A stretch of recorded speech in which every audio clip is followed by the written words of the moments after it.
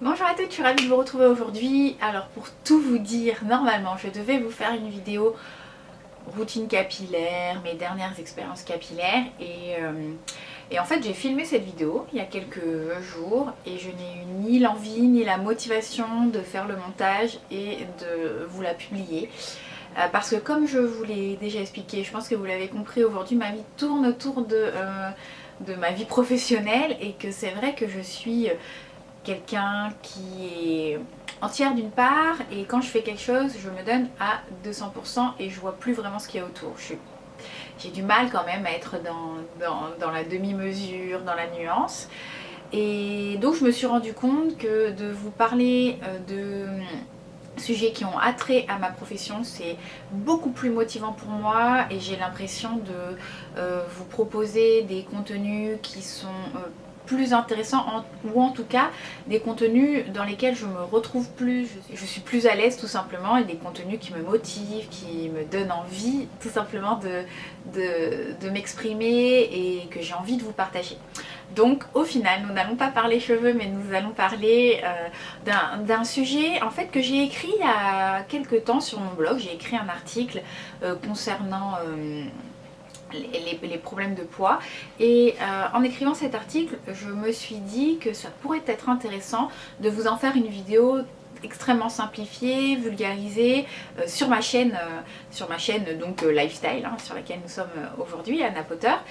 Et pourquoi donc? Parce qu'en fait dans ma patientèle, alors c'est pas la majorité de ma patientèle, je dois dire qu'on va dire qu'à peu près 2 tiers de ma patientèle n'ont pas de problème de poids. 2 tiers de ma patientèle, ce sont des gens qui viennent consulter parce qu'ils soit ils sont en bonne santé et ils souhaitent le rester, donc ils sont vraiment dans une démarche de prévention.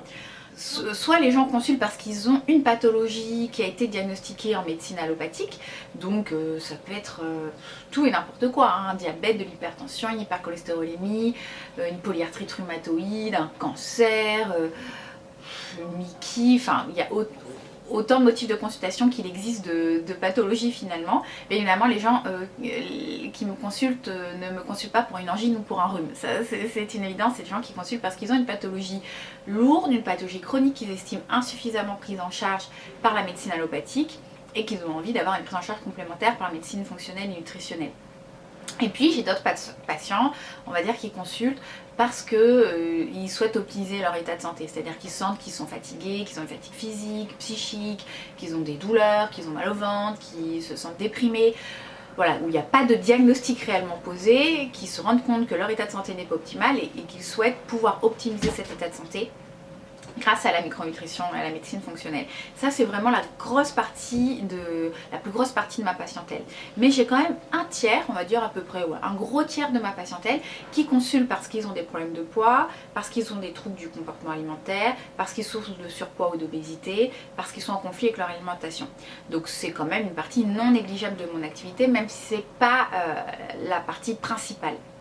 Et donc bien évidemment, j'ai été amenée à me former à différents outils qui permettent de proposer une prise en charge globale à ce type de patient. Et donc je me suis amenée à me questionner sur plein de sujets différents autour de l'alimentation, des problèmes de surpoids et d'obésité et de la prise en charge globale des troubles des conduites alimentaires. Et donc quand j'ai écrit cet article, donc c'était un article que j'ai écrit qui était sur la perte de poids, quelles étaient les conditions sine qua non pour pouvoir engager un processus de perte de poids et mettre toutes les chances de son côté pour y arriver, de perte de poids, ou je dirais même de manière plus globale de changement de comportement alimentaire. Et donc j'ai écrit cet article tout simplement parce que on va dire que 7 à 8 patients qui me consultent avec un motif de consultation, donc demande de perte de poids, demande de changement de comportement alimentaire, arrivent lors de la première consultation ou de l'entretien informatif avec énormément de croyances. Énormément de croyances, énormément de pensées dichotomiques, de stéréotypes, de clichés. Et finalement je me suis demandé, mais qu'est-ce qui explique qu'on puisse avoir autant de croyances, autant de clichés sur l'alimentation? Et alors autant de clichés, si je peux vous donner un exemple, c'est le plus gros cliché, c'est quand on veut on peut quoi. Maigrir c'est qu'une histoire de motivation et si tu n'y arrives pas c'est que tu n'es pas assez motivé. Ça c'est un des plus gros clichés, un des plus gros stéréotypes que je vois revenir très souvent. Mais tout le monde y arrive sauf moi, c'est que je manque de motivation, c'est que je suis nulle. Au final on finit par se laisser hameçonner et se retrouver avec des pensées collantes, des pensées toxiques qui nous font dire que tout le monde y arrive sauf moi, donc c'est que je manque de motivation et de toute façon quand on veut on peut et donc ça veut dire que moi je ne veux pas suffisamment. Et donc je me suis intéressée au pourquoi du comment de toutes ces pensées collantes et je pense que ça peut être intéressant pour vous de comprendre un petit peu les mécanismes qui sous-tendent justement tous ces clichés, tous ces stéréotypes.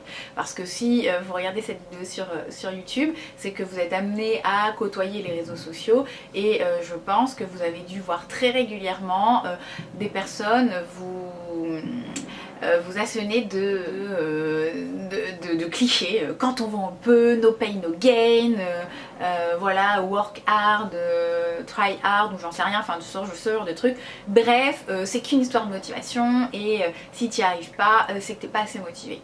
Et en fait, je me suis formée à la thérapie neurocognitive et comportementale, donc l'ANC, l'approche neurocognitive et comportementale, qui a été développée par le docteur Jacques Fradin, et c'est une discipline qui a trait aux neurosciences. Moi, tout ce qui parle de neurosciences, ça m'intéresse grandement puisque tous les concepts qui sont issus des neurosciences sont validés scientifiquement. Parce que c'est vrai que le problème de tout ce qui est développement personnel, c'est qu'il n'y a pas de validation scientifique qui sous-tend tout ce qu'on propose. Et le but en fait de cette approche neurocognitive et comportementale, c'était un petit peu de tordre le cou à toutes ces idées reçues. Parce que finalement, le principe même des idées reçues, le principe même des clichés, des stéréotypes, c'est qu'on les admet très très facilement. Pourquoi ? Parce que ce sont des pensées qui sont très répandues, ça fait vraiment partie de notre vie sociale et qu'elles nous sont présentées comme étant justement validées scientifiquement, alors que ce n'est absolument pas le cas. Et elles nous demandent peu de réflexion, peu de prise de recul, donc on les prend un petit peu pour argent comptant. Et c'est ça le problème. Alors comment est-ce que ça se passe ? Les neurosciences et notamment la neuroimagerie a permis justement de déterminer comment ça se passait au niveau de notre cerveau lorsqu'on émettait ou lorsqu'on était finalement hameçonné par ce type d'idées reçues. Et là je vous parle du domaine de l'alimentation, mais c'est vrai pour tout finalement.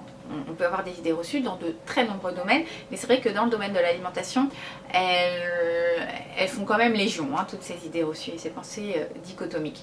Donc en fait, l'ANC et les neurosciences de manière générale, grâce à la neuroimagerie, ont permis de mettre en évidence comment fonctionnait notre cerveau et finalement on a réparti, on a fractionné le cerveau en 4 territoires différents et un de ces territoires explique cette notion d'idées reçues, de clichés, de pensées dichotomiques.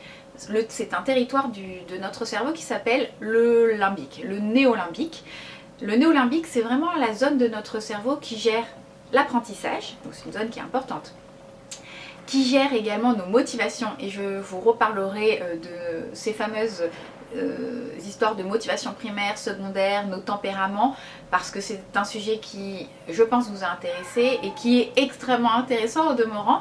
Donc c'est cette zone, c'est le limbique qui gère nos motivations primaires et secondaires, et les neurosciences, l'ANC, ont permis vraiment de mettre en avant une approche très différente de la motivation que celle qu'on peut voir un petit peu partout, une approche vraiment qui a été documentée et validée scientifiquement et que je trouve extrêmement intéressante. Et donc cette même zone, cette zone du néolimbique, permet également de mettre en place un mode mental, donc une manière de fonctionner qu'on appelle le mode mental automatique. Facile à se souvenir, c'est le MMA, donc c'est assez simple pour s'en souvenir.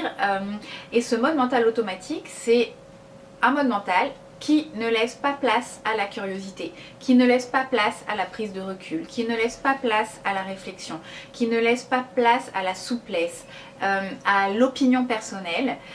Et donc vous vous doutez bien que c'est cette zone, exactement cette zone du cerveau qui fait qu'aujourd'hui on se laisse hameçonner par tous ces stéréotypes, par tous ces clichés, et qu'on pour les personnes qui souhaitent rentrer dans une démarche de changement de comportement alimentaire, qu'on se laisse embarquer par des idées reçues, par des croyances, et que finalement on n'est absolument pas dans le bon mode pour pouvoir changer de comportement alimentaire. Pourquoi? Parce que ce mode mental automatique, je dis pas qu'il est mauvais, je dis juste qu'il n'est pas adapté à cette situation qui est une situation inconnue et complexe. Changer de modèle alimentaire, mettre en place de nouvelles habitudes alimentaires, c'est quelque chose de complexe, c'est quelque chose d'inconnu, et ce mode mental automatique n'est absolument pas fait pour gérer ce type de situation. Le mode mental automatique, pour vous donner un exemple simple, c'est le mode mental que vous allez utiliser quand vous allez prendre votre voiture et que vous allez faire votre trajet quotidien pour aller au travail. C'est quelque chose de connu, de simple, quelque chose que vous avez emmagasiné, que vous avez appris et qui donc ne nécessite aucune réflexion, aucune prise de recul. C'est quelque chose que vous faites justement de manière automatique. Parfois, je ne sais pas si vous avez déjà expérimenté, mais je suis quasiment sûre, on ne se rend même pas compte, on est déjà arrivé sur son lieu de travail et on a conduit de manière complètement automatique. Vous avez donc utilisé votre zone du cerveau qui s'appelle le néolimbique. Le néolimbique, on l'appelle aussi le faux ami, et je trouve qu'il porte très très bien son nom parce que notre faux ami, il a tendance à vouloir nous faire croire des choses qui ne sont pas forcément vraies. Ces fameuses idées reçues, ces fameux stéréotypes. Notre faux ami, il va avoir tendance à, lorsque vous mettez dans un modèle alimentaire, quand vous décidez à perdre du poids, à vous dire au bout de quelques jours, eh ben, écoute, t'as fait suffisamment d'efforts, tu peux bien te faire plaisir. Notre faux ami, c'est celui qui va essayer de nous raconter des histoires et finalement de nous éloigner de nos objectifs. Donc c'est cette zone-là. Et vous avez bien compris que si vous décidez, si vous faites partie de ces personnes qui souhaitent changer de modèle alimentaire, qui souhaitent changer de comportement de manière durable, qui souhaitent s'engager dans une perte de poids, si vous restez dans ce mode mental qui est le mode mental automatique, vous avez peu de chance d'atteindre vos objectifs parce que vous allez vous laisser hameçonner par tout ce que vous raconte votre faux ami, parce que vous allez être dans des pensées qui vont être dichotomiques. Par exemple, pour perdre du poids, il faut absolument que je me mette dans un régime drastique. Vous allez être dans une dimension réflexive type manque de curiosité, routine. Pour être, par exemple, il faut obligatoirement que je prenne un petit déjeuner, c'est écrit partout, le petit déjeuner c'est le repas le plus important. Donc pas de prise de recul, je suis vraiment dans un mode de pensée qui impose la routine, les pensées dichotomiques, le manque de souplesse, un mode de pensée où l'opinion publique, l'image sociale va prévaloir sur votre propre opinion. Alors là, c'est clairement ce qu'on retrouve très souvent sur les réseaux sociaux. Voilà, le programme à la mode qui marche en ce moment et qui a fait perdre du poids à des centaines ou des centaines de milliers de personnes même, et ben c'est le programme qu'il me faut parce que si ça a marché sur les autres, ça doit marcher sur moi. Là, vous voyez bien que c'est l'image sociale qui prévaut sur votre propre opinion personnelle. Vous allez avoir tendance à vous dire de toute façon, si j'ai des problèmes de poids, c'est parce que je mange trop gras et qu'il faut que je supprime toutes les graisses dans mon alimentation. Vous voyez, il n'y a pas de nuance dans ce type de discours. Donc le problème, finalement, quand on souhaite perdre du poids et qu'on est bloqué dans ce mode mental adaptatif, finalement, il y a deux vraiment problèmes principaux. Le premier, c'est qu'on va se laisser hameçonner par tout ce que notre faux ami nous raconte. Donc on ne se met vraiment pas dans les bonnes prédispositions pour pouvoir mettre en place un changement de comportement alimentaire. Et le deuxième, c'est que notre cerveau est vraiment très très bien fait. Parce que lorsqu'on est justement dans une situation qui est nouvelle, qui est complexe, qui va nous demander de prendre du recul, si notre cerveau perçoit, alors une partie de notre cerveau particulière qui est vraiment la partie la plus évoluée, c'est l'avant de notre cerveau, c'est ce qu'on appelle le préfrontal ou le néocortex.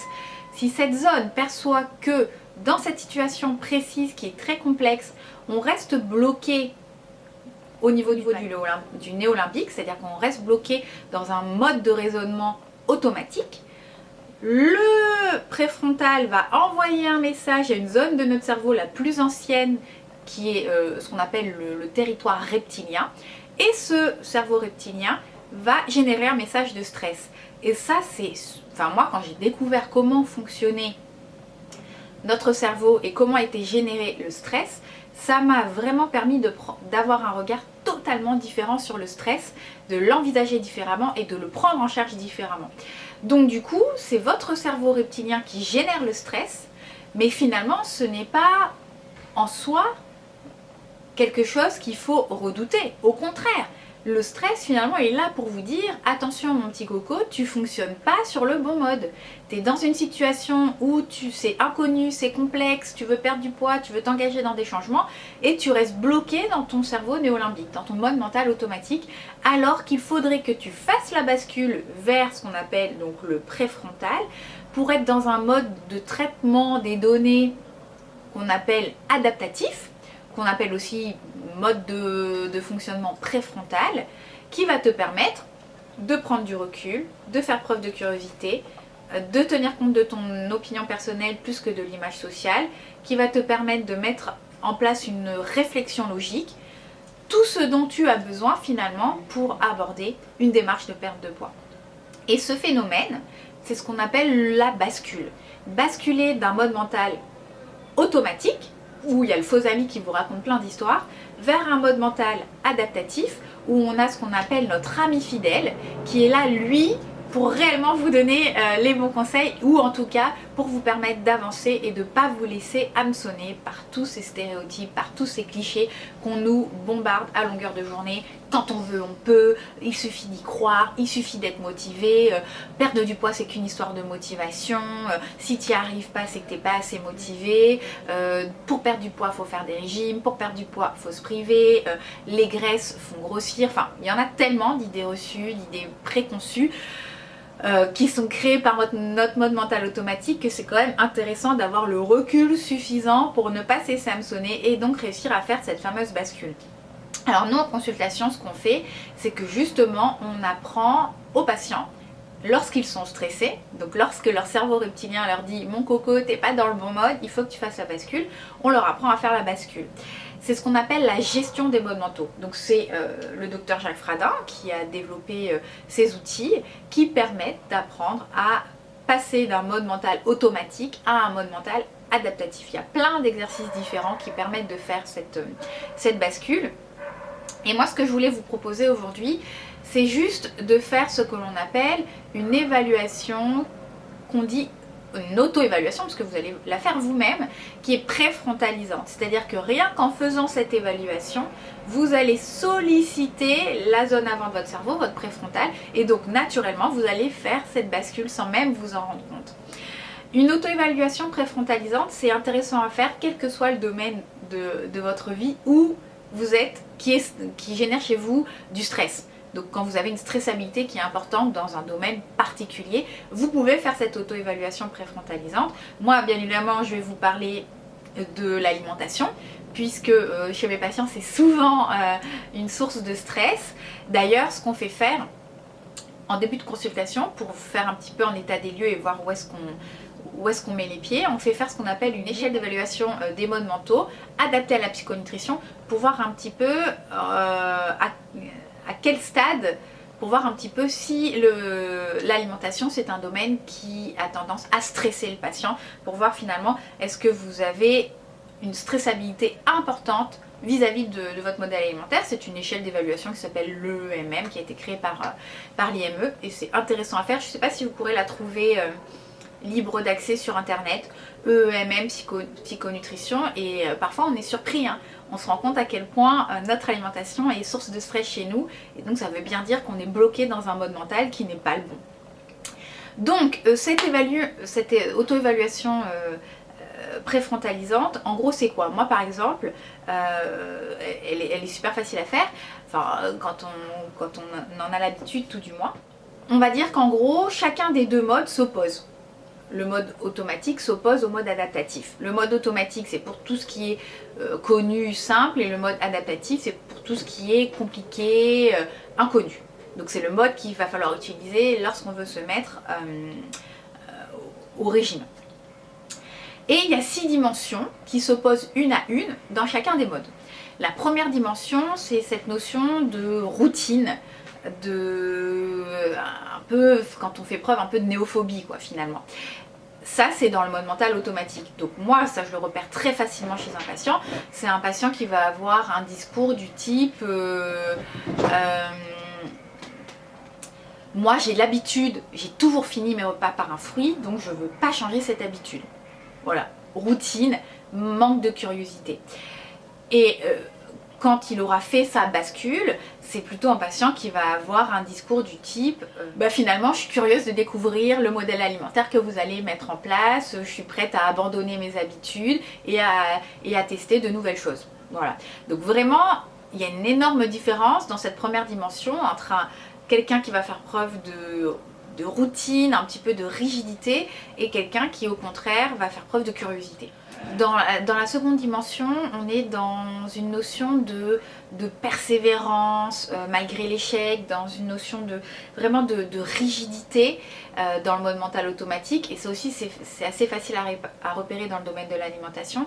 C'est quelqu'un qui va vous dire j'ai passé ma vie à faire des régimes. Aujourd'hui, j'ai toujours des problèmes de poids, mais pour m'en sortir, il va falloir que je me remette au régime. C'est clairement quelqu'un qui fait preuve de persévérance et de rigidité. Son mode mental automatique lui dit, pour perdre du poids, de toute façon, la seule chose que tu dois faire, c'est te mettre au régime, alors qu'il a passé la moitié de sa vie au régime et que ça n'a pas fonctionné. Sinon, il ne serait pas toujours en surpoids ou en obésité, il n'aurait pas besoin de l'aide d'un thérapeute. A l'inverse, quand il va réussir à faire la bascule, au contraire, il va faire preuve de plus de souplesse, il va accepter la situation et ça va être quelqu'un qui va plutôt avoir un discours du type je reconnais que j'ai passé la moitié de ma vie au régime et que aujourd'hui je me trouve toujours avec les mêmes problèmes de poids, ça serait peut-être intéressant d'envisager une prise en charge qui va être différente, de retomber, replonger tête baissée dans un régime et de faire différemment. Là on voit clairement qu'il y a eu une bascule qui a été faite du côté vraiment rigidité vers le côté j'accepte et je fais preuve de souplesse. La troisième dimension qu'on va aller explorer, c'est la dimension pensée dichotomique, manque de nuances, simplification. Donc on va avoir des patients qui vont avoir un discours du type pour rencontrer l'âme sœur, il faut absolument que je perde 10 kilos. Combien de fois est-ce qu'on m'a dit ça? Tant que j'aurai pas perdu du poids, j'arriverai pas à rencontrer quelqu'un et à trouver le grand amour. C'est une pensée qui est dichotomique. Et en plus, dans cette situation, on fait un lien de cause à effet complètement arbitrairement entre deux choses qui n'ont pas de lien entre elles. Le fait d'avoir du poids en trop ou le fait de trouver du grand amour, c'est votre cerveau qui fait un lien, qui associe les deux avec un lien de cause à effet, mais en soi ce n'est pas vrai. Et là on est vraiment dans la dichotomie, soit je perds 10 kilos et je rencontre le grand amour, soit je perds pas mes 10 kilos et je resterai seule tout. Et j'ai tellement de patients qui ont ce type de discours, c'est assez incroyable. Donc là on voit vraiment qu'elles sont bloquées dans ce mode mental automatique avec cette dichotomie. Quand on va réussir à faire la bascule, on aura plutôt tendance à avoir un discours qui va être plus souple, plus nuancé. On va plus être dans cette dualité, donc on aura plutôt tendance à dire après tout, même si je perds pas 10 kilos, que j'en perds quelques-uns, c'est sans doute pas ça qui va faire que je vais rester seule toute ma vie. Vous voyez la différence quand même entre les deux types de discours, et très souvent quand il s'agit d'alimentation, on est dans un discours qui est complètement dichotomique, avec une espèce de dualité, c'est soit tout noir, c'est soit tout blanc, et c'est ce qui souvent nous amène à l'échec. Une autre pensée dichotomique que je retrouve très souvent chez mes patientes, c'est toutes les graisses sont grossières, je dois bannir toutes les graisses. Et on se retrouve avec des patientes qui ne consomment plus aucune graisse et qui ont des profils en acides gras qui sont catastrophiques et qui ne comprennent pas pourquoi elles ne perdent pas de poids, pourquoi est-ce qu'elles ont des troubles de l'humeur, enfin leur communication cellulaire ne fonctionne plus du tout. Donc ça aussi c'est une pensée dichotomique, alors que si on est dans la nuance, est-ce que vraiment toutes les graisses ont les mêmes inconvénients? Est-ce qu'il n'y a pas des graisses qui ont un intérêt? Est-ce que je dois vraiment supprimer toutes les graisses? Et vous voyez que vous abordez votre changement de comportement alimentaire complètement différemment lorsque vous êtes dans ce mode mental qui vous permet d'être plus souple, plus nuancé dans votre discours. La quatrième dimension du mode mental automatique, c'est tout ce qu'on appelle les certitudes. L'empirisme, mais fondé sur aucune aucune étude scientifique. En gros, c'est de toute façon, pour perdre du poids, il faut absolument que je fasse un régime. De toute façon, pour perdre du poids, il faut absolument que je me prive. De toute façon, pour perdre du poids, il faut absolument que je supprime toutes les graisses, tous les sucres. Ça, c'est vraiment une certitude. Pour perdre du poids, il faut que je sois au régime. J'ai pas d'autre solution. Il y a aussi, qu'est-ce qu'on pourrait avoir comme mode pensée et de certitude? Pour perdre du poids, il faut absolument faire tous ces repas et ne jamais sauter de repas. Même si j'ai pas faim, il faut que je mange. Ça fait partie des certitudes. Alors que lorsque je vais réussir à faire la bascule, lorsque je vais passer en mode mental préfrontal, en mode mental adaptatif, je vais avoir une prise de recul suffisante, je vais faire preuve de relativité et je vais réussir quand même à me demander, mais est-ce que finalement j'ai vraiment besoin de manger 4 repas par jour, de pas sauter de repas, de manger même si j'ai pas faim pour perdre du poids? Est-ce que finalement, est-ce que moi c'est adapté à ma situation de prendre un petit déjeuner alors que je n'ai pas faim? Est-ce que c'est obligatoire de manger parce qu'il est midi? Je vais réussir à prendre un peu de recul et à relativiser toutes ces pensées, toutes ces certitudes qui m'ont été inculquées, toutes ces croyances qui m'ont été inculquées par mon mode mental automatique, par la société. Il est midi, il faut manger, il faut prendre son petit déjeuner, il faut pas sauter de repas. Voilà, partout c'est il faut pas, tu dois pas. La 5e dimension du mode mental automatique, c'est ce qu'on appelle l'empirisme, c'est ce qu'on appelle la recherche de résultats. En gros, c'est un patient qui va vous dire aujourd'hui ce régime, ce modèle alimentaire, ce programme, il a marché sur ma copine, il a marché sur tant de personnes, donc ça veut dire qu'il va marcher sur moi. Je ne fais absolument pas preuve de réflexion logique, je ne rationalise pas. Si ça a marché sur les autres, ça doit marcher sur moi. Et la conclusion de tout ça, c'est que quand je vais finir et que je vais échouer, et je me dirai, en fait je suis nulle. Je suis nulle parce que ça aurait dû marcher sur moi. Et là, on est vraiment bloqué dans le mode mental automatique. Et puis après, on se dévalorise, on a des problèmes d'estime de soi. Donc effectivement, lorsqu'on est bloqué dans le mode mental automatique, on se laisse complètement happer par la généralisation finalement de tous ces protocoles qu'on vous propose qui sont absolument pas personnalisés, qui sont sans doute pas adaptés à votre personnalité, et vous allez être dans un mode où si ça marche sur les autres, ça doit marcher sur moi. Alors que lorsque vous allez faire la bascule, vous allez prendre du recul, vous allez faire preuve de plus de réflexion et vous allez vous dire, mais finalement est-ce que ce modèle qui a été créé, qui n'a pas été créé personnellement pour moi, est-ce qu'il va marcher sur moi? Est-ce que moi je suis comme ma voisine? Est-ce que moi j'aurais pas besoin plutôt de me concentrer sur mes propres besoins, sur mes propres sensations et avoir un modèle alimentaire qui soit fait sur mesure pour moi? Là c'est vraiment la rationalisation, c'est vraiment cette réflexion logique que permet le mode mental préfrontal. Et la dernière dimension, c'est une dimension qui est extrêmement importante aujourd'hui, c'est ce qu'on appelle dans le mode mental automatique l'image sociale. Ce qui compte le plus quand on est dans le mode mental automatique, c'est ce que pensent les autres. C'est ce que nous inculque la société. C'est les standards que nous impose la société. Donc forcément, l'image sociale, ça va être toutes mes copines font ce programme, donc il faut que je fasse le même qu'elles. Ça va être, si je perds pas du poids, si j'arrive pas à perdre du poids, et tout le monde va penser qu'en fait je suis qu'une grosse paresseuse et que je manque de motivation et que je prends pas soin de moi.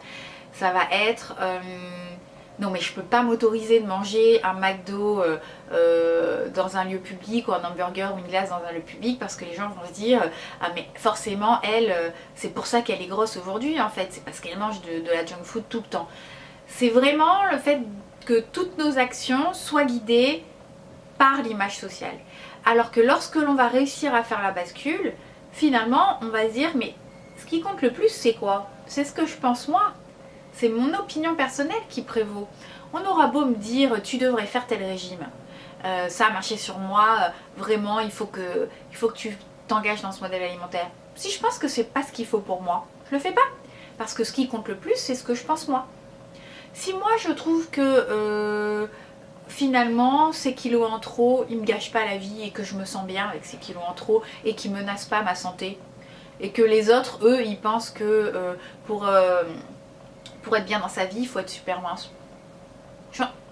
ça m'est égal. Tout ce qui compte, c'est ce que je pense moi. C'est vraiment mon opinion personnelle qui va toujours prévaloir sur l'image sociale. Et ça, c'est un point qui est vraiment délicat à travailler. Parce que c'est le fait d'assumer son modèle alimentaire. Si moi, j'ai décidé que je devais être omnivore, que je devais manger un peu de protéines animales, que je devais manger tout, que j'avais le droit de me faire plaisir de temps en temps, je vais l'assumer. Bien qu'autour de moi, les gens vont se dire c'est à cause de ça qu'elle prend du poids, c'est à cause de ça qu'elle est en mauvaise santé. Ce qui compte, c'est mon opinion personnelle. J'assume, sans agressivité bien sûr, hein, mais j'assume, j'affirme. C'est vraiment l'affirmation de soi. J'affirme ce que je suis, j'affirme ce que je fais, malgré l'image sociale que cela renvoie, malgré les standards sociaux, tout simplement. Donc vous voyez, si vous arrivez par vous-même à repasser en revue ces 6 dimensions dont je viens de vous parler et d'essayer de voir où est-ce que vous vous situez, est-ce que vous êtes plutôt dans un mode de fonctionnement automatique ou est-ce que vous arrivez à être dans un mode de fonctionnement adaptatif grâce à votre néocortex, vous êtes déjà dans une prédisposition psychologique beaucoup plus adaptée à une démarche de perte de poids et vous arriverez bien plus facilement à atteindre vos objectifs si vous êtes dans ce mode mental adaptatif. Donc c'est vraiment un point qui est capital parce que sinon vous allez vous laisser hameçonner par toutes les idées reçues, par tous les stéréotypes, par tous les clichés et vous n'arriverez pas à atteindre vos objectifs. Tout ce que vous arriverez à faire, c'est vous culpabiliser, vous rabaisser, vous sentir honteux, vous sentir plus nul que les autres. Donc vraiment pour moi c'est un point, c'est une condition sine qua non à la mise en place d'un changement de comportement alimentaire, c'est réussir à solliciter le bon mode de fonctionnement au niveau de votre cerveau. C'est vraiment un point capital. Alors je terminerai sur un petit exercice que l'on fait faire, donc de gestion des modes mentaux, que je trouve extrêmement intéressant parce que c'est un exercice qui est vraiment en lien avec le titre de cette vidéo. Pour perdre du poids, finalement, est-ce qu'il suffit d'être motivé? Donc vous avez bien compris qu'il ne suffit pas d'être motivé, qu'en plus la motivation, ça se travaille d'une manière très très spécifique, ça j'aurai l'occasion de vous en reparler, d'une part, et que ça demande surtout d'être dans le bon mode mental, de réussir à solliciter le mode mental adaptatif. Et un des exercices qu'on fait faire, c'est ce qu'on appelle la pyramide moyen-exigence.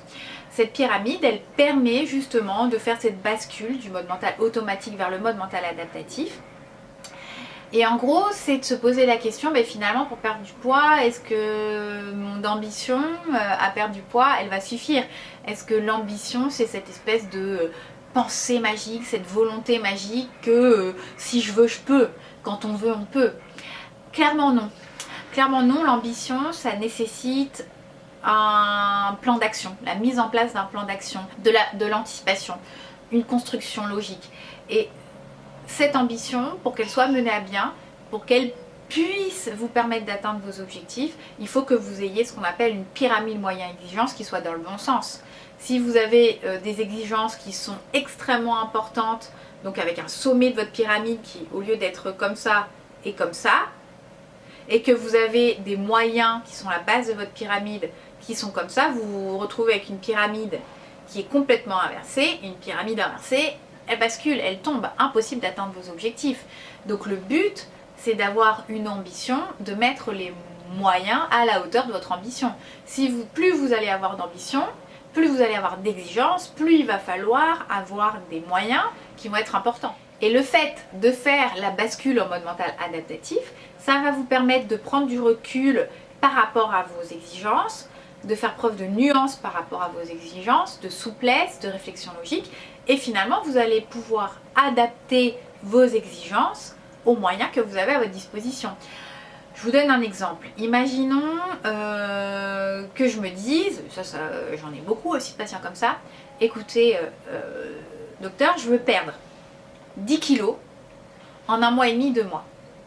Vous vous rendez bien compte que là, les exigences, elles sont importantes, extrêmement importantes. Là, on est vraiment dans le dichotomique, dans le manque de souplesse. On est dans le mode mental automatique.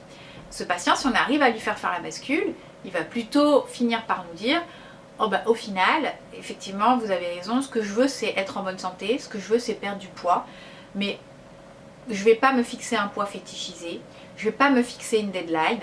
Ce que je veux, c'est changer de comportement alimentaire de manière durable. c'est perdre du poids certes, mais je vais me laisser le temps qu'il me faut et je perdrai le poids que je devrais perdre, tout simplement. Donc déjà, on a le sommet de la pyramide exigence qui passe de ça à ça. Donc on a quelque chose qui ressemble plus à un sommet de pyramide. Et au niveau des moyens, on peut, si on ne prend pas suffisamment de recul, si on manque de réflexion, on peut se dire finalement, voilà, ce régime il a marché sur tout le monde, je vais me lancer dans ce régime et puis ça va bien se passer. On va donc mettre peu de moyens à sa disposition. On va avoir donc une base de pyramide qui va être très étroite. Pour que notre pyramide elle tienne la route, il faut qu'elle ait une base beaucoup plus large. Donc si on investit son énergie et qu'on fait preuve de réflexion logique, de curiosité et qu'on essaye de voir quels seraient tous les moyens qu'on pourrait mettre à notre disposition pour avoir une base de pyramide qui soit suffisamment large pour nous permettre d'atteindre nos objectifs, on pourrait se retrouver avec quelqu'un qui se dit je vais prendre des cours de cuisine. Comme ça, je vais apprendre à cuisiner avec des ingrédients sains, à faire de la cuisine facile et ça va m'éviter de commander tout le temps et de me retrouver à manger des plats industriels transformés.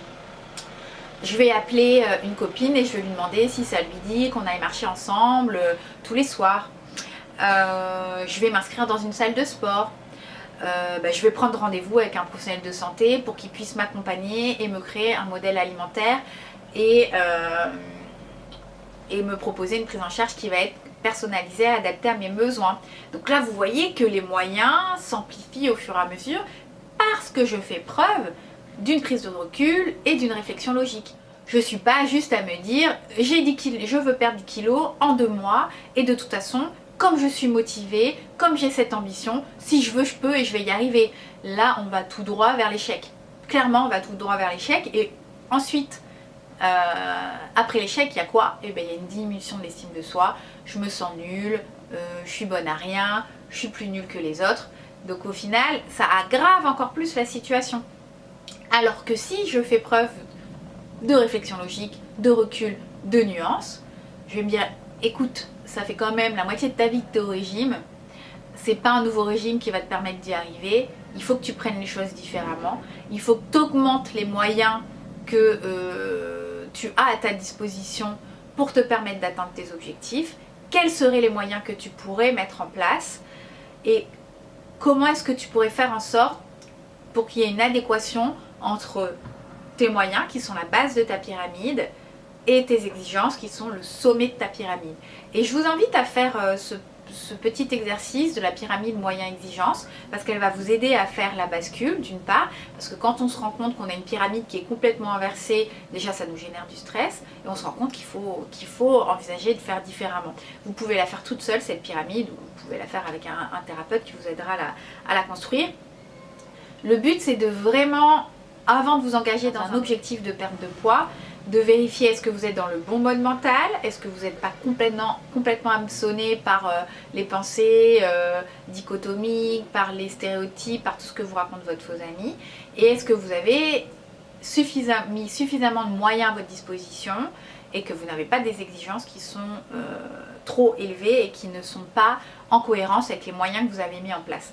Moi je pense que c'est vraiment deux petites choses qui sont super intéressantes à faire, que vous pouvez faire tout seul. Et puis éventuellement si vous trouvez l'échelle d'évaluation des modes mentaux adaptée à la psychonutrition, ça vous permettrait de faire un point sur, et on a vraiment des surprises, hein.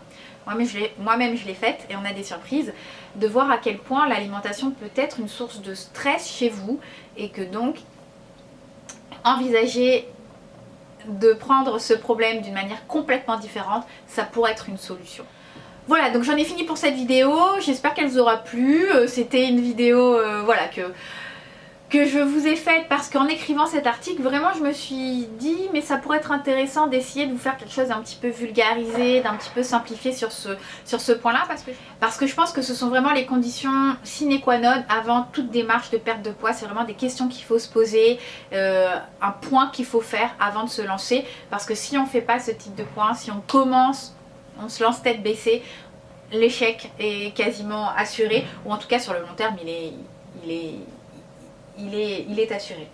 Pour tous les thérapeutes, les professionnels de santé qui souhaitent en savoir un petit peu plus sur la gestion des modes mentaux, sur donc la prise en charge du stress, sur l'approche neurocognitive et comportementale développée par le docteur Fradin. J'ai 2 ouvrages à vous conseiller.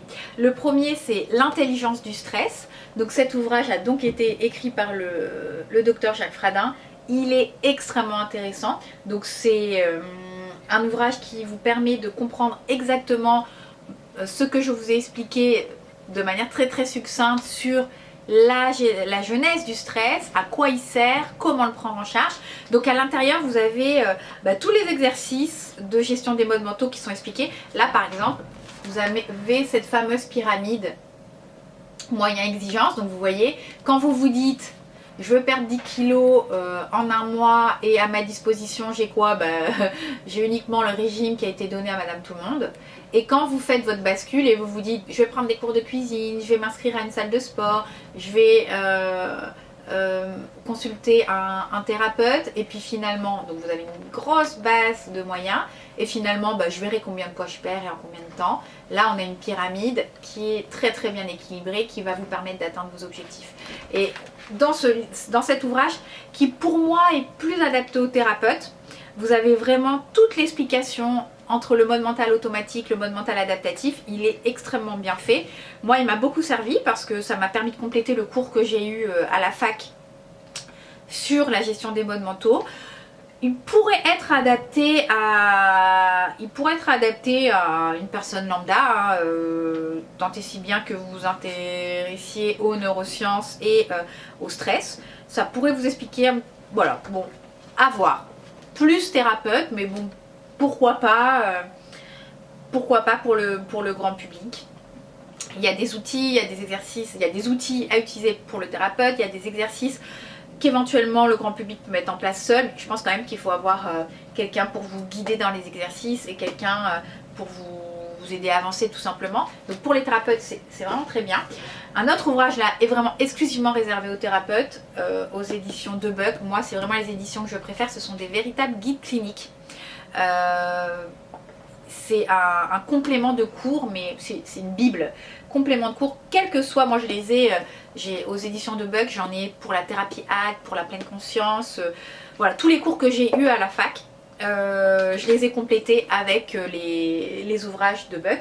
Et là c'est l'ouvrage sur la thérapie neurocognitive et comportementale, donc l'ANC, toujours du docteur Jacques Fradin.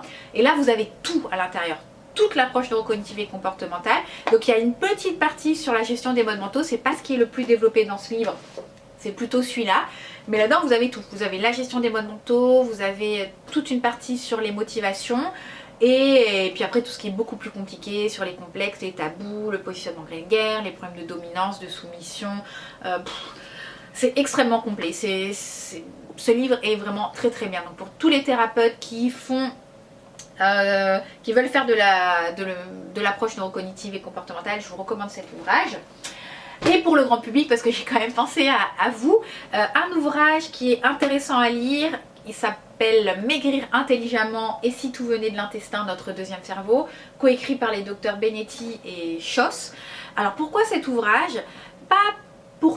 Alors, certes, il y a toute une partie de cet ouvrage qui est consacrée à la micronutrition. C'est intéressant, mais ça n'a rien à voir avec ce que je vous ai raconté dans cette vidéo.